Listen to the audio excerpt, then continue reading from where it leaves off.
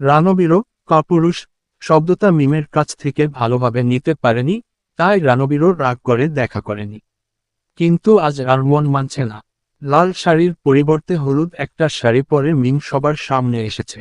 মিমকে বসতে দিয়ে নিজের আসন ছেড়ে হবু বরের পেছনে দেয়ালের পাশে গিয়ে দাঁড়ালো। মিম এতক্ষণে বুঝতে পারছে রানবীর তাকে দেখতে আসছে। মিমকে যতবারই মাথা তুলে মুখটা দেখাতে বলছে তার হবু শাশুড়ি, মিম ততবারই রানবীরকে দেখতে পাচ্ছে। আর বুঝতে পারছে রানবীরের চোখে জল জমে আছে, শুধু চোখের পাতাটা নামালেই জল নেমে আসবে গালে। মিমের গাল বেয়ে এবার চোখের পানি পড়ছে, এটা দেখে অনেকেই অবাক হলো।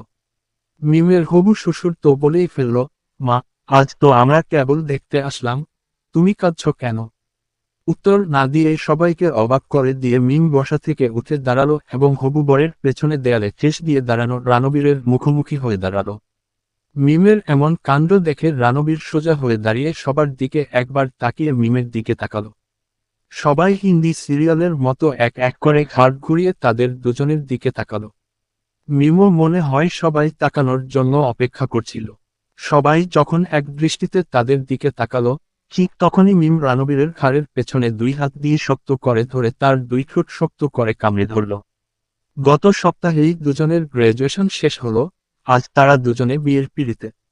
মিমকে দেখতে আসার ওই দিনে তার সেই সাহসিক কাজ শুধু তাদের দুজনের জীবনে সুখ বয়ে আনেনি, তাদের দুই পরিবারের কোন্দলেরও অবসান ঘটিয়েছে। অন্তত এই কারণে মিমের প্রতি দুই পরিবার কৃতজ্ঞ। আর রানবীরের কাছে তো মিম আজীবনই রানী আর নিজে মিমের কাছে কাপুরুষ। যদিও মিম এখন আর কাপুরুষ বলে না, কারণ ওই দিন রানবীর মিমের কাছে আসতে পারার সাহসী যে তাকে সাহসী করে তুলেছে, তা কেউ না জানলেও মিম নিজে তো জানে।